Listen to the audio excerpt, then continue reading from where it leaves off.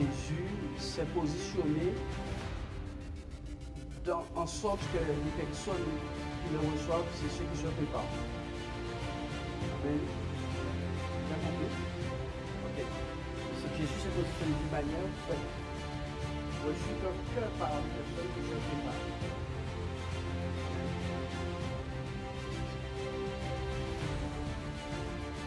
Vous lisez avec moi dans le livre de Matthieu, chapitre 3. Matthieu chapitre 3. Et nous lirons à partir du verset 1.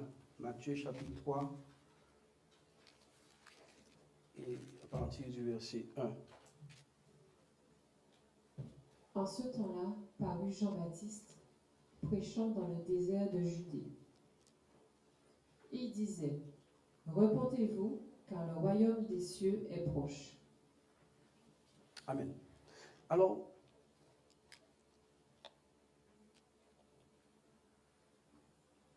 tout ce que nous faisons, nous les hommes, tout ce que nous faisons, nous le faisons dans un but. Okay. Tout ce que nous faisons, nous le faisons dans un but.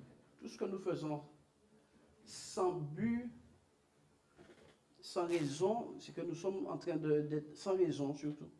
Ce que nous faisons sans raison indique que cette histoire de folie est en train de nous atteindre. Ce que nous faisons sans raison indique que la folie n'est pas loin de nous. Vous êtes avec moi? Donc, les actions des créatures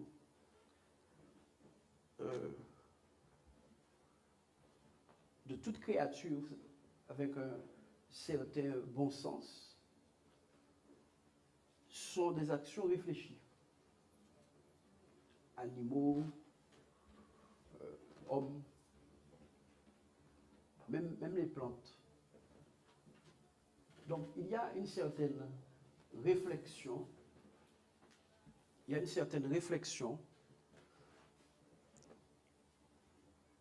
en vue d'une action. Oui. Il y a une certaine réflexion en vue d'une action. Donc, cela veut dire quoi? Que si Dieu nous a créés pour finalement, si nous sommes en tout cas créatures de Dieu, nous sommes des créatures avec du bon sens. Et certainement, Dieu a du bon sens. Mais le bon sens de Dieu, c'est un bon sens spirituel qui peut être, au niveau humain, être du non-sens. Le bon sens de Dieu, le bon sens du Seigneur Jésus, le bon sens de Dieu, c'est d'envoyer un homme à la croix pour mourir pour l'humanité. C'est ça le bon sens pour Dieu. Le Seigneur dit, tu ne tueras point, mais il sauve le monde en envoyant quelqu'un mourir à la croix. Vous êtes avec moi? C'est ça que la Bible dit, tu ne tueras point, les 10 commandements que Dieu même a prescrits. Mais le salut entre dans le monde par la mort d'un homme voulu par Dieu. Ok.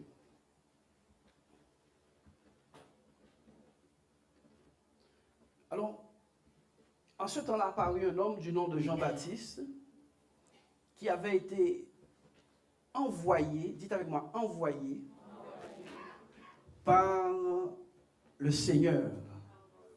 Oui. Dieu, avec des mots terrestres, est dans le ciel, c'est ça? Ok. Donc, il y a des personnes que Dieu envoie à partir de son sein à lui. Il y a des personnes que Dieu envoie et ces gens prennent le point de départ de ces personnes, c'est le sein de Dieu. C'est la volonté de Dieu. Il y a un homme, une femme qui disent, OK, un couple qui vont dire, on va faire un enfant. Si c'est un garçon, on lui donne 25 hectares. D'accord? Donc, ces 25 hectares existent et ils vont être la possession de quelqu'un qui va venir sur terre par la volonté de 2 autres personnes. D'accord? Donc, Dieu est quelqu'un de réfléchi et parce qu'il est réfléchi, nous devons, nous qui aimons et disons que nous aimons Dieu, nous devons apprendre à comprendre les manières et les manies du Seigneur. Comment comprendre les manières et les manies du Seigneur? En imitant tout simplement son approche de la vie. En imitant son approche à lui de la vie. Si nous sommes morts et que notre vie est cachée en Jésus-Christ, comme nous le disons, nous devons maintenant connaître et savoir systématiquement ce que Dieu attend de nous à chaque instant. Puisque nous n'existons plus, d'après la parole de Dieu, votre vie est cachée en Jésus-Christ, vous ne vous appartenez plus, vous appartenez à Dieu. Puisque vous appartenez à Dieu, vous ne pouvez pas décider de vos mouvements seul. Cela voudrait dire que vous vous appartenez encore. Il a été dit à Pierre, tu vas être conduit là où tu ne veux pas. Donc, Dieu envoie un homme du nom de Jean-Baptiste. Jean-Baptiste, donc, va être la pensée de Dieu en mouvement. Jean-Baptiste ne sera rien d'autre que la pensée de Dieu sur pied.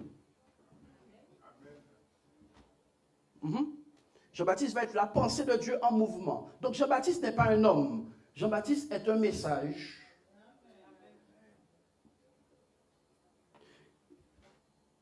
Il y avait un homme du nom de Jean-Baptiste, n'est-ce pas? En ce temps-là, il parut. Il parut. Les personnes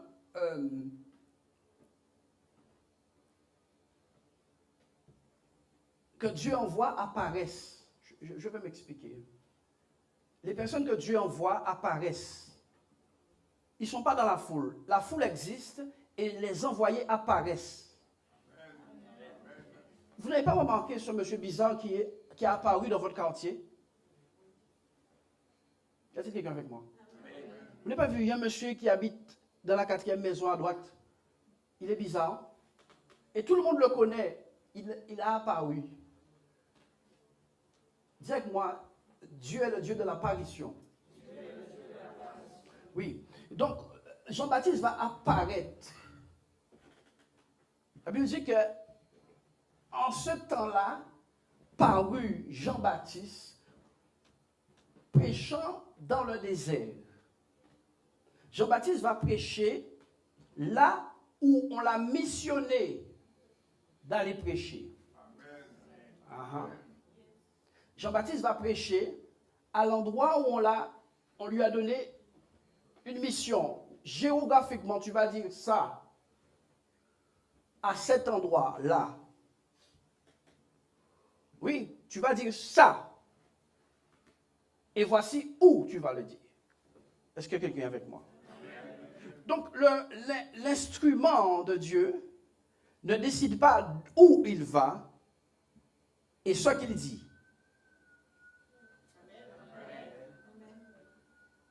Les instruments, vous voyez ce micro, il était dans mon bureau, il ne fonctionnait pas, hein, il était là, il attendait simplement mon temps. Il n'attendait pas son temps à lui. Hein. Le micro n'attendait pas son temps, il attendait mon temps. Oh, quelqu'un n'est pas avec moi. Le micro attendait simplement mon temps, c'est moi son maître. Donc Jean-Baptiste a un message prêchant dans le désert de Judée. disait, repentez-vous car le royaume des cieux est proche. Donc, Jean-Baptiste, entre les lignes, spirituellement, nous discernons ça en tout cas. Jean-Baptiste est au courant des choses du royaume. C'est tout simplement écrit. Jean-Baptiste est au courant de l'heure du ciel. C'est proche. Jean-Baptiste est au courant de ce qu'il faut faire avant l'arrivée du royaume.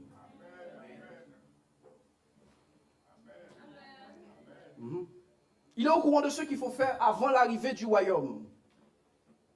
Donc, toutes les personnes qui aspirent au royaume et qui valident que Jean-Baptiste est de Dieu doivent faire ce que Jean-Baptiste dit de faire.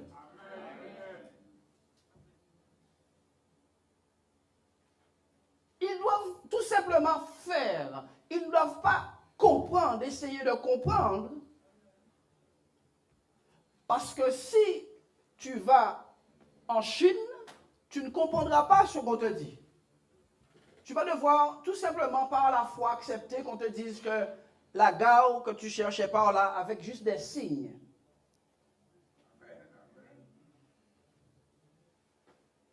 Avec juste quoi? Des signes. Donc, lorsque nous ne connaissons pas un lieu et que quelqu'un averti connaît, nous devons juste lui obéir. Lorsque nous ne connaissons pas un lieu, je suis parti à la Dominique, je ne connaissais pas la Dominique. Dès que je suis arrivé, j'ai dû suivre le guide. Donc, si nous voulons de Dieu, nous devons savoir que Dieu a prévu d'arriver quelque part, de préparer.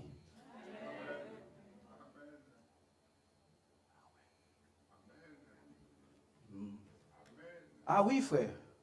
Dieu a prévu que son fils Jésus, excusez-moi le terme, n'atterrira que là où c'est préparé.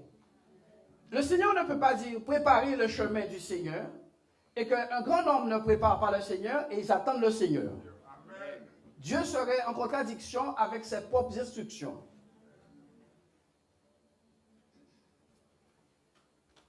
Il ne peut pas y avoir de présence de Jésus là où la présence de Jésus n'est pas attendue. Comment on attend la présence du Seigneur? En se préparant. Seigneur vient, Dieu dit, prépare-toi à la rencontre de ton Dieu. Prépare-toi à la rencontre de ton Dieu. Il n'y a pas un Dieu qui passe outre de ses instructions parce que ta religion dit ça. Parce que ton pasteur dit ça. Il y a un Dieu qui est prêt à surgir, à agir et à apparaître pour tous ceux qui auront cru dans le message d'un homme envoyé de Dieu. Donc nous comprenons que l'apparition de Dieu dans une vie est rythmée par la volonté de Dieu en association avec un homme. L'apparition de Dieu dans une vie est rythmée par la volonté de Dieu et la présence aussi d'un homme.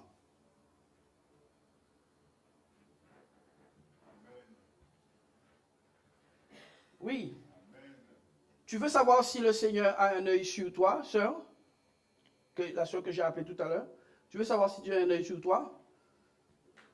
Hier, je t'ai vu dans une contrariété chez toi. 3 minutes après se sont écoulées.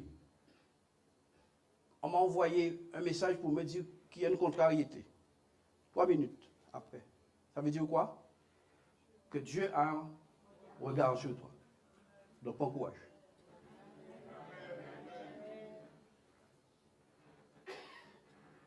Le Seigneur, donc, va arriver là où des hommes vont accepter le message d'un homme. Ah oui. Ah oui, ah oui, ah oui, ah oui, ah oui, ah oui, ah oui. Le Seigneur va arriver là où des hommes vont accepter le message d'un homme. C'est ça? Préparez, il disait préparez-vous, repentez-vous, pardon, car le royaume des cieux est proche. La repentance, c'est le préalable avant la réception du royaume. La repentance, dis avec moi la repentance, c'est le préalable avant l'arrivée du royaume. Toute personne qui veut participer au royaume, allez-y, doit se repentir.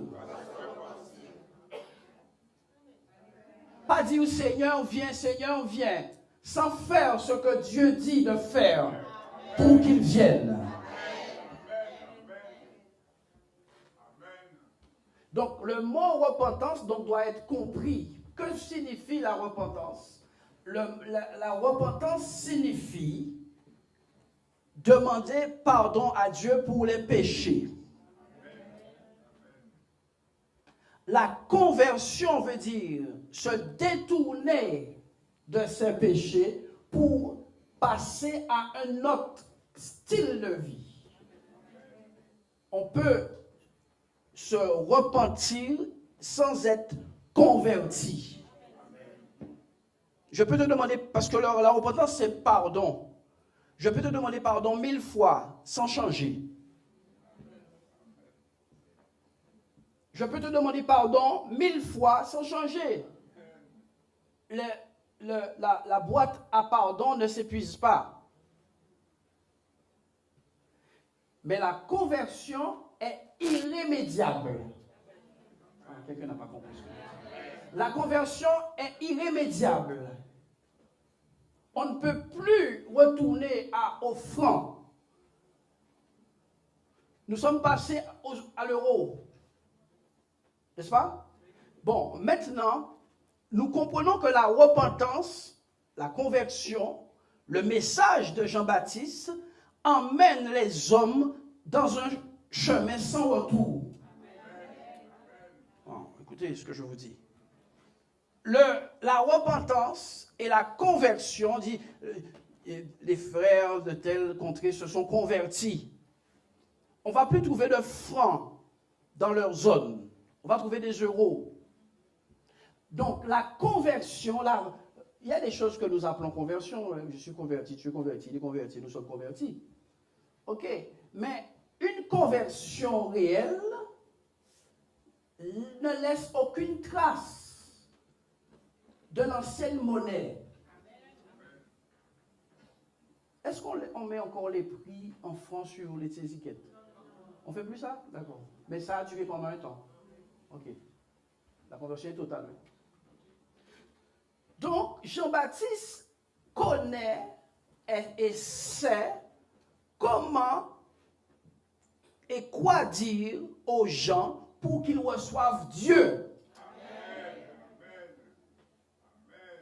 Mais quel avantage de connaître le moyen. Et à moins que Dieu ne mente, tous ceux qui vont se repentir et se convertir recevront le royaume.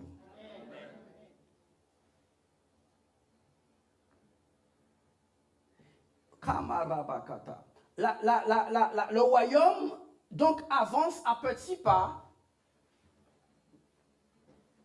Quelqu'un comprend ce que je dis? Ou à grands pas. Mais le royaume est en train de s'approcher, laissant le temps à ceux qui ne sont pas prêts.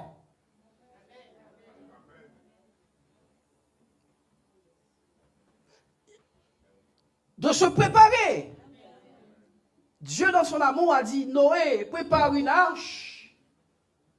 Et Noé n'a pas construit l'arche en une semaine, vu la taille de la chose. Donc, toutes les personnes qui voyaient la construction avaient encore le temps de s'allier du rang de Noé. Hello. Bon, maintenant, c'est quelque chose d'inouï que Jean-Baptiste non seulement a annoncé, mais est sur le point d'ouvrir le chemin. Un royaume céleste. Ah. On est tellement habitué avec la Bible qu'on ne voit pas comment Dieu...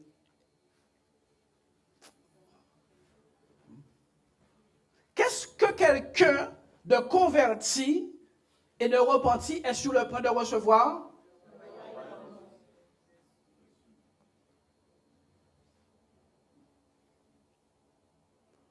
Le royaume des cieux. Donc, il est très clair que quand tu es au courant des choses qu'il y a dans le royaume, ce n'est que de ta faute si tu ne profites pas. Parce que voici ce que les enfants de Dieu connaissent concernant le royaume. Dans sa dimension physique, il semble que ce sont des rues pavées d'or. Il semble que les gens qui servent dans le royaume, ce sont des êtres extrêmement glorieux et puissants. Il semble que dans le royaume, il y a un fleuve de cristal. Il semble que dans le royaume, il n'y a pas l'ombre de changement et de variation. Il semble qu'il y a une lumière permanente là-bas. Il semble que la maladie n'est même pas mentionnée. Il semble qu'il n'y aura plus de larmes et de pleurs dans ce royaume. Il semble que ce royaume est régi par la personne la plus imminente qui existe. Il semble que ce royaume ne consiste pas en paroles, mais en puissance. Il semble que ce royaume est pour tous ceux qui le veulent. Donc les personnes qui ne vivent pas le bénéfice du royaume, ce sont ceux qui ne le veulent pas.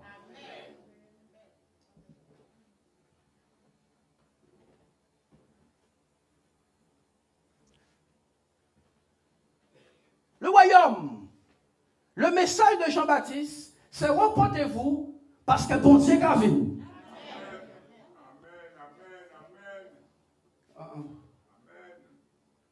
Si je vous dis repentez-vous parce que le président américain arrive, vous allez faire tout ce qui est en votre possible pour vous présenter bien ce matin. Mais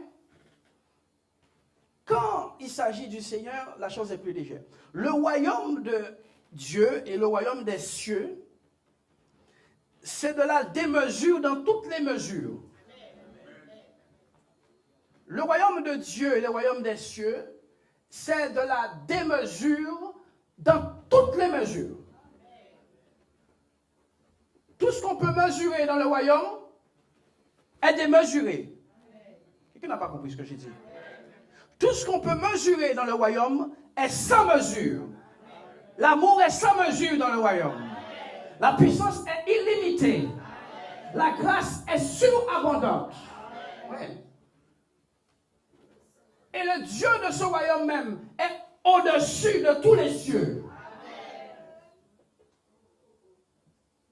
Il est lui-même quelque part qu'on ne sait pas où, puisque la Bible nous dit les cieux et les cieux de cieux ne peuvent le contenir. Donc, où est-ce que Dieu même se trouve là?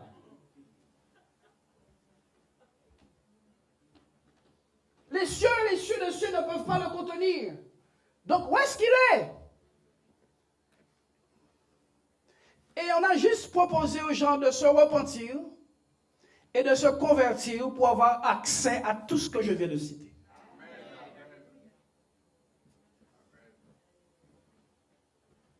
C'est pour cela que les personnes qui prennent cette histoire de conversion et de repentance au sérieux, leur vie change dans toutes les mesures aussi. Car Dieu ne ment pas. Repentez-vous car le royaume est proche.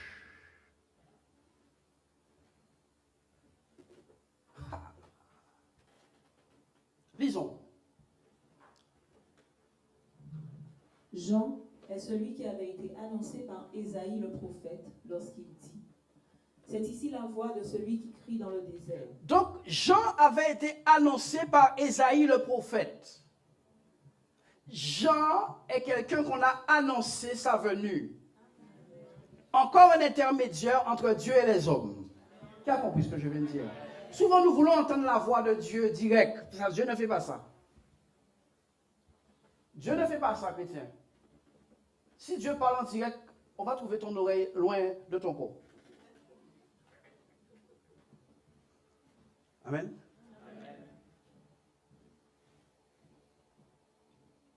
Oui, donc, le royaume, dites mon royaume.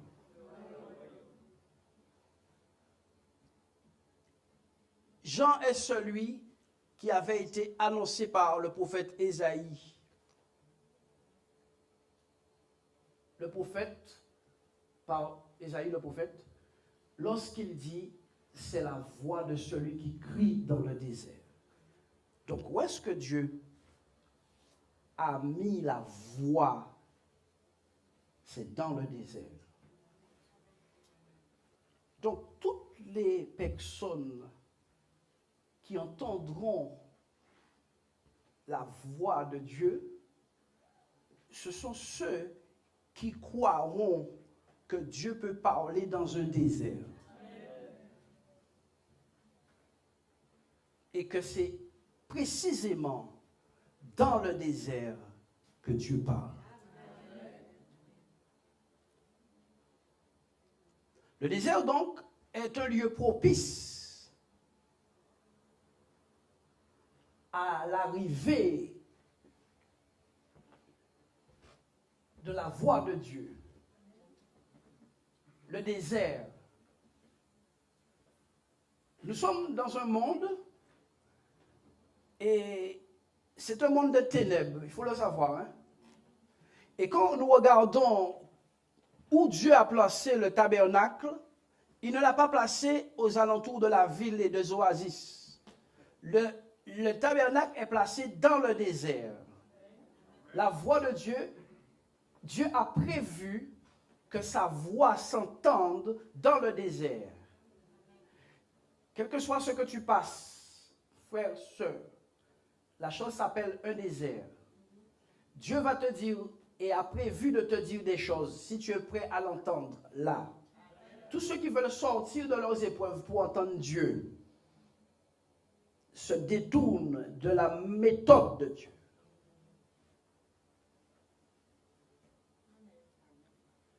Le désert, c'est l'endroit où il n'y a pas la voix des autres.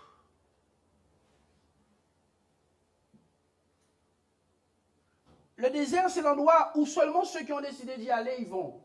Personne n'a rien perdu dans le désert. Personne n'a rien perdu dans le désert.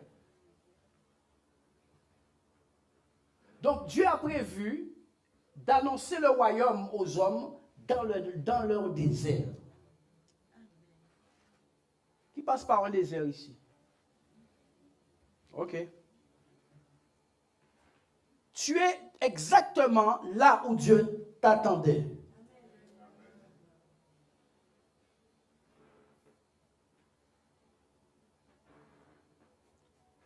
Oui, donc toute personne qui veut l'entendre, comment aller et comment vivre le royaume, doit accepter le désert.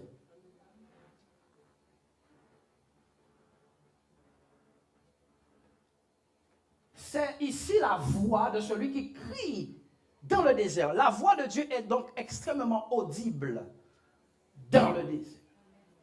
Oh, c'est pas un murmure. Quelqu'un n'a pas compris ce que je dis. Ce n'est pas un murmure. Ce n'est pas un murmure. Écoutez-moi, ce n'est pas un murmure. J'ai dit ce n'est pas un murmure. Il y a un murmure que tu dis, tiens, Dieu m'a parlé, Dieu ne m'a pas parlé. Mais dans le désert, Dieu parle en hurlant. Comment est-ce que nous n'entendons pas la voix de Dieu dans le désert?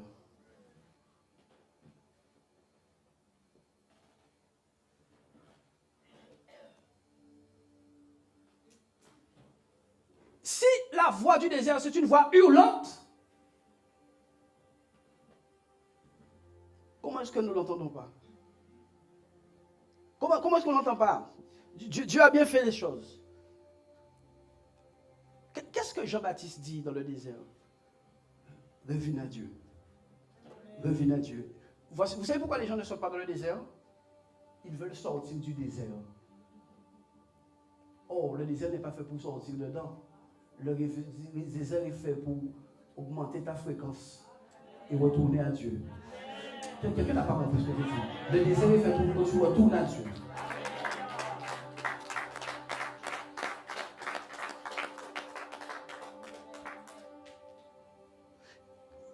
J'ai envie de sortir du désert. Non, je veux sortir de là où on entend.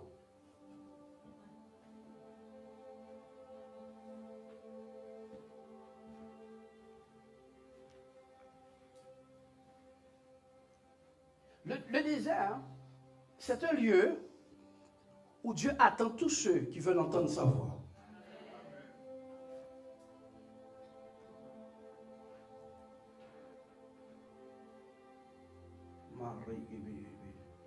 Un esprit de supplication, dites avec moi un esprit de supplication. Viens sur vous, sœur avec les lunettes et le vêtement vert. Un esprit de supplication viendra sur vous.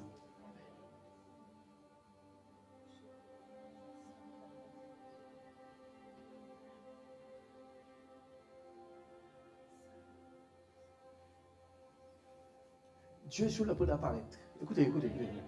Pas où tous les gens sont prêts à entendre Dieu dans un désert. Dieu dit. Qui est dans le désert? Le Seigneur dit, mais qui est dans le désert? À qui est dans la bonne position? Qui est dans la bonne position pour que je puisse lui parler? Le Seigneur dit, tel frère, telle soeur. Ah, ils sont, ok, allez-y. Allez lui parler.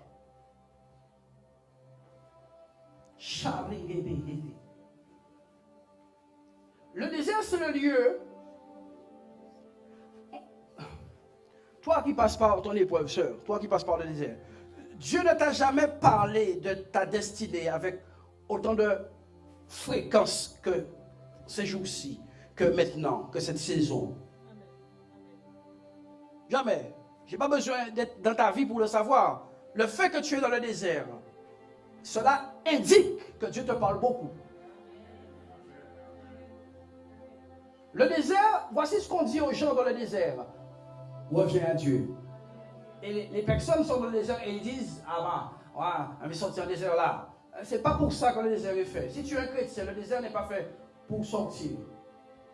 Il est fait pour déboucher les oreilles.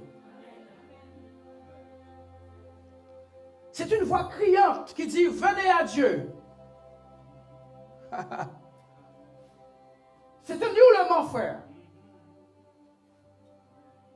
Dès que quelqu'un est dans le désert, c'est un signe systématique que Dieu l'appelle et lui dit, viens à moi. Si tu es fatigué et chargé. Chrétien ou pas. Oh, pasteur, je suis déjà converti. Tu fais quoi dans le désert?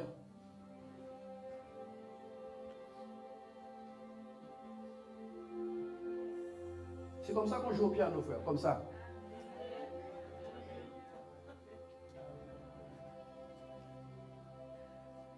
Est-ce que quelqu'un comprend? Il y a une voix.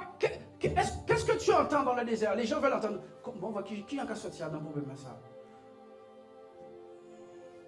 La voix du désert dit repentez et convertis. Est-ce qu'on parle changer? on veut que notre situation change. Dieu veut nous changer. Non, ce n'est pas la même chose. On veut que nos situations changent. Pendant ce temps que c'est nous que Dieu veut changer. Dès que tu as changé, ta situation a changé aussi.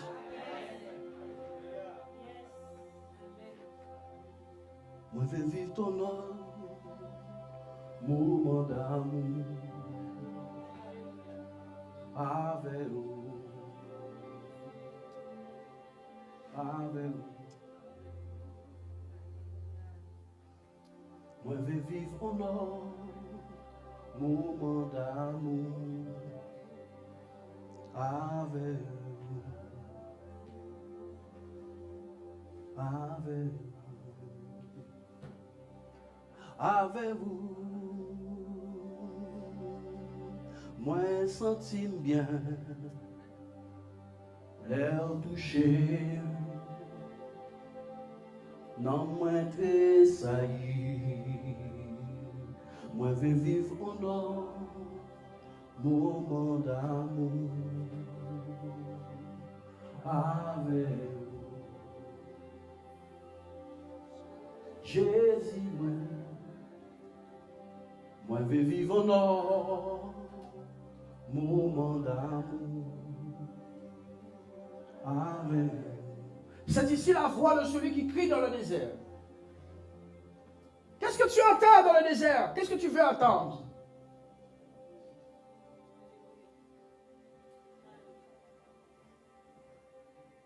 Écoutez ce que je vais vous dire maintenant. Jésus a dit, si quelqu'un a soif, qu'il vienne à moi. Qu'est-ce qui donne plus soif que le désert? Qu'est-ce qui donne plus soif qu'un désert? Dans un désert, est-ce que c'est ton iPhone qui est important? Est-ce que mon prélèvement va passer? C'est pour cela que les chrétiens ne vivent pas la gloire de Dieu.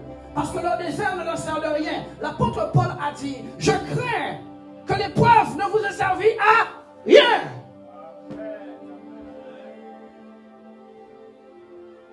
Je crains. Vous voulez sortir du désert? Et si Dieu venait dans le désert?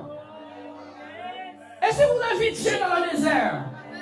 On a le pouvoir d'en sortir. Est-ce que quelqu'un donne la gloire à Dieu ce matin?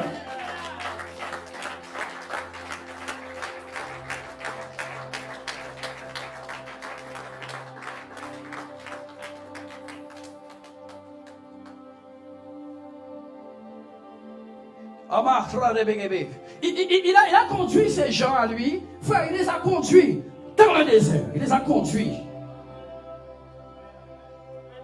Il les a conduits comme. Venez. Mais il y a un oasis là-bas. Suivez-moi. Moïse, tu as un problème dans ta tête. Il y a un chemin par là où c'est ouvert. En direction de Sodome et Gomorrhe.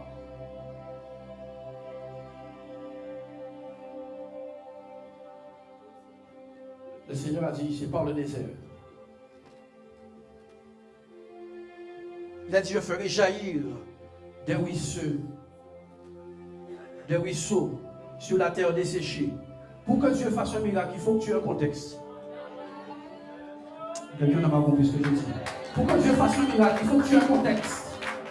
Il faut qu'il y ait un chaos pour que tu puisses dire ça, c'est Dieu. Et qu'un puisse dire ça, c'est Dieu.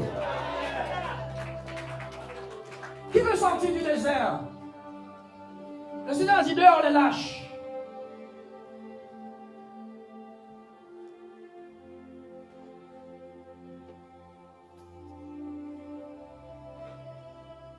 Jean est celui qui avait été annoncé par Isaïe le prophète lorsqu'il dit, c'est ici la voix de celui qui crie dans le désert.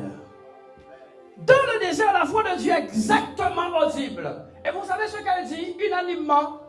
Reviens à moi. Change tes voies et suis-moi sérieusement. Et tant que tu veux sortir du désert, tu n'es pas en train de remplir les plans de Dieu. préparer le chemin du Seigneur. Le Dieu que tu veux qu'il intervienne là, veut que tu prépares un chemin pour qu'il arrive. Dieu a des pieds sensibles, tu sais. Il a des pieds délicats. Et si le terrain n'est pas bien plat, s'il est rocailleux, il ne va pas engager ses pas. Préparer le chemin du Seigneur. Donc Jésus a prévu de venir dans un chemin préparé. La Bible nous dit que le peuple qui était assis dans la vallée de Zabulon et Naphtali vit une grande lumière. Une grande lumière. D'où Jésus sortait? Du désert.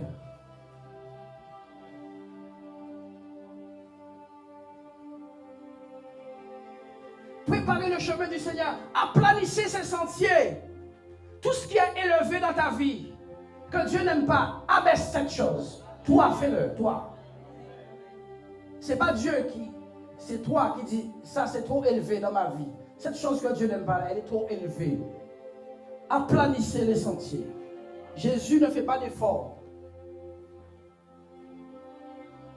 Il va faire son effort bientôt. Aplanissez les sentiers.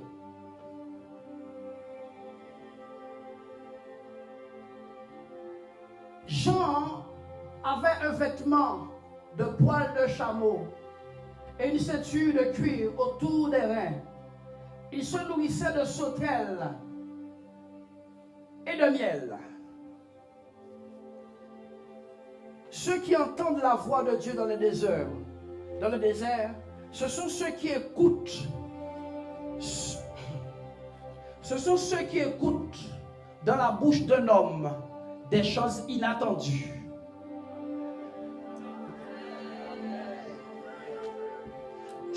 Oui, donnez gloire à Dieu, oui. Ceux qui entendent la voix de Dieu, ce sont ceux qui écoutent des choses inhabituelles dans la bouche d'un homme. Miel, sauterelle. Si le message que tu entends ne ressemble pas à du miel et à des sauterelles, Dieu n'est pas en train de te parler.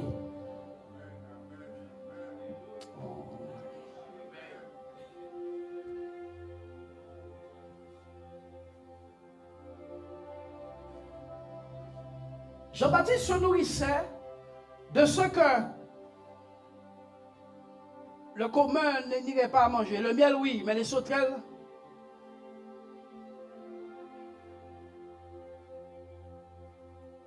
Lisons. Les habitants de Jérusalem, de toute la Judée et de tout le pays des environs du Jourdain se rendaient auprès de lui. Oui. Et confessant leurs péchés, ils se faisaient baptiser par lui. Confessant leurs péchés, ils se faisaient baptiser par lui. Dans le fleuve du Jourdain. Oui. Mais, voyant venir à son baptême beaucoup de pharisiens et de sadducéens, il leur dit: race de vipères, qui vous a appris à fuir la colère à venir? Oui. Produisez donc du fruit digne de la repentance. Et ne prétendez pas dire en vous-même: nous avons Abraham pour père. Écoutez-moi. Lorsque le message, Jean-Baptiste commença à prêcher, piano. Lorsque Jean-Baptiste commença à prêcher, des personnes ont dit, le royaume approche, il faut qu'on aille, parce qu'on a reconnu que Jean-Baptiste est de Dieu.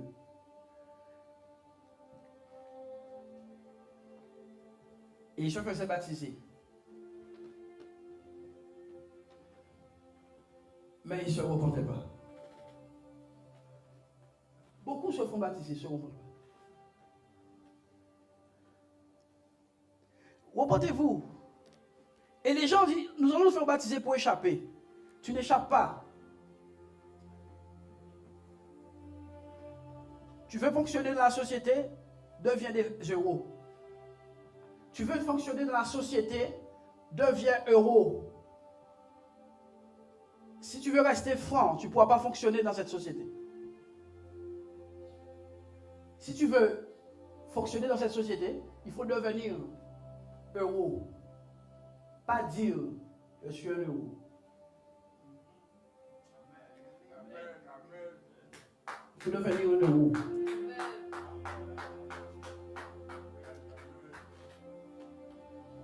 Donc, la repentance et la conversion ouvrent les portes du royaume.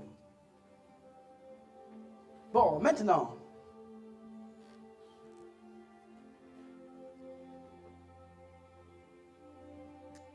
quand Jésus est arrivé, quand Jésus est apparu, puisque à un moment donné, Jean-Baptiste est en train d'accomplir sa mission, il baptise les gens, et Jésus va se diriger vers Jean-Baptiste, et Jean-Baptiste va dire, voici l'agneau de Dieu, qui ôte le péché du monde. Le royaume donc c'était Jésus, et est Jésus.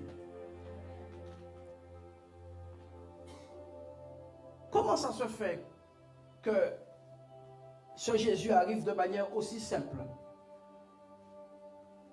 Et comment ça se fait que on ne voit pas les effets du royaume, de ce que nous croyons être le royaume? Alors Jésus va commencer à marcher dans les villes.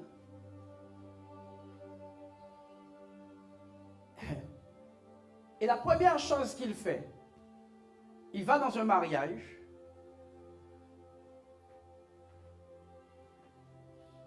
Et il manque du vin. Premier miracle. Il manque du vin. Marie ne connaît pas Jésus sous cet angle-là. Marie connaît un petit garçon très poli qui est dans sa maison.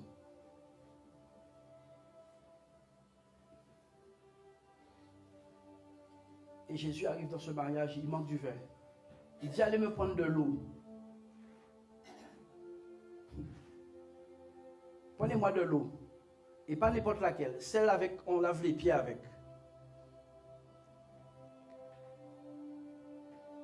Et Jésus transforme l'eau en vin.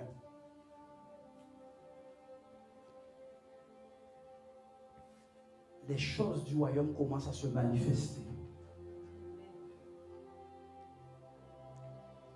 Et les choses du royaume ont réclamé quoi? Une obéissance à une folle instruction. Amen.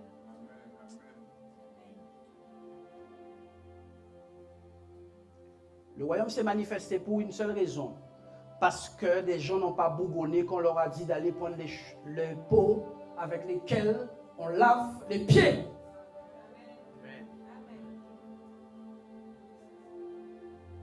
Le royaume s'est manifesté parce que des hommes ont participé à la folie de Dieu.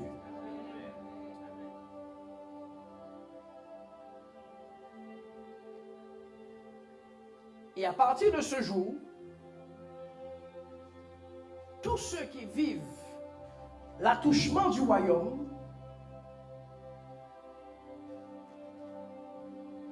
font des choses qui ne sont pas répertoriées nulle part. Sœur, lorsque tu as des problèmes aux yeux, tu vas à l'ophtalmo. C'est ça? Ça, c'est la norme de la terre.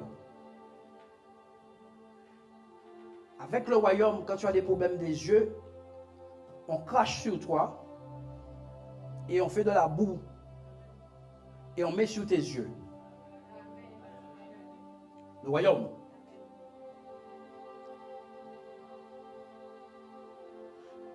Dans le royaume, quand on a faim, on ne va pas acheter du pain. On prend ce que petit garçon a.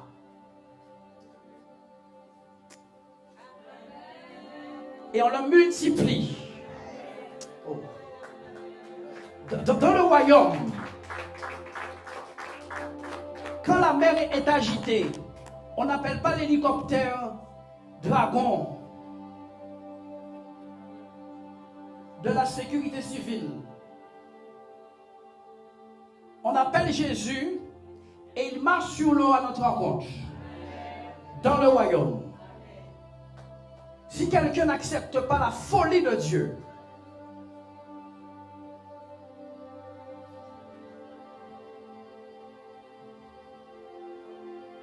dans le royaume, quand quelqu'un est mort, on dit il dort.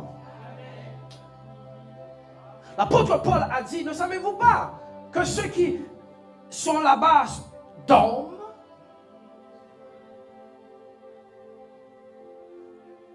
Donc le royaume a un langage qui est hors convention, a une médecine hors norme, a des boulangeries sans farine.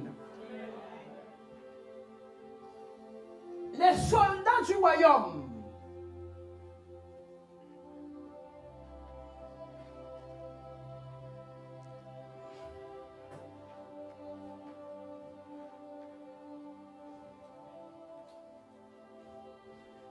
quand tu ne te repens pas et que tu ne te convertis pas, c'est de toutes ces choses que tu te prives.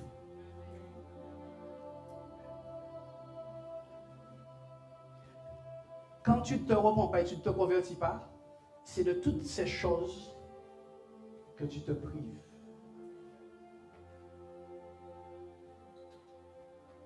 Préparez le chemin du Seigneur.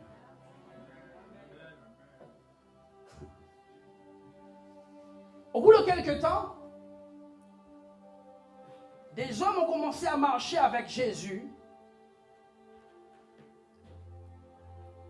Et le bon matin, ils retournent vers Jésus.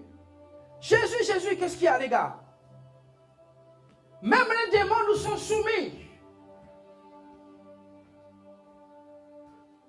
Autrement dit, nous faisons comme toi. Nous croyons que derrière ces maladies sont cachées des puissances infernales. Dieu se reçoit là où il est attendu. Préparez le chemin du Seigneur, chrétien. Préparez le chemin du Seigneur.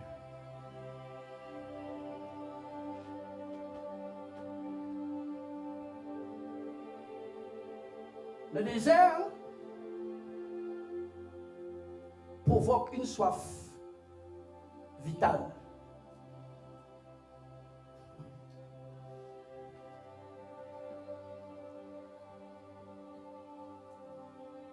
Le désert provoque une soif vitale. Jésus est intelligent. Il a dit, je laisserai le désert les atteindre.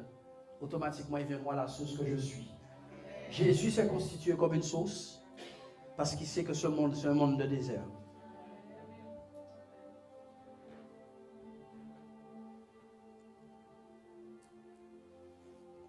Préparez le chemin du Seigneur, chrétien. Aplanissez vos cœurs. Ouais. C'est tout. Aplanissez vos cœurs. Aplanissez. Que dès que tu vois quelque chose élevé que Dieu n'aime pas, abaisse la chose. Et dès que tu vois quelque chose de bon en toi qui est trop bas, élève-la. Car il a dit, ce qui est aplani, ce qui est élevé sera abaissé, et ce qui est abaissé sera élevé.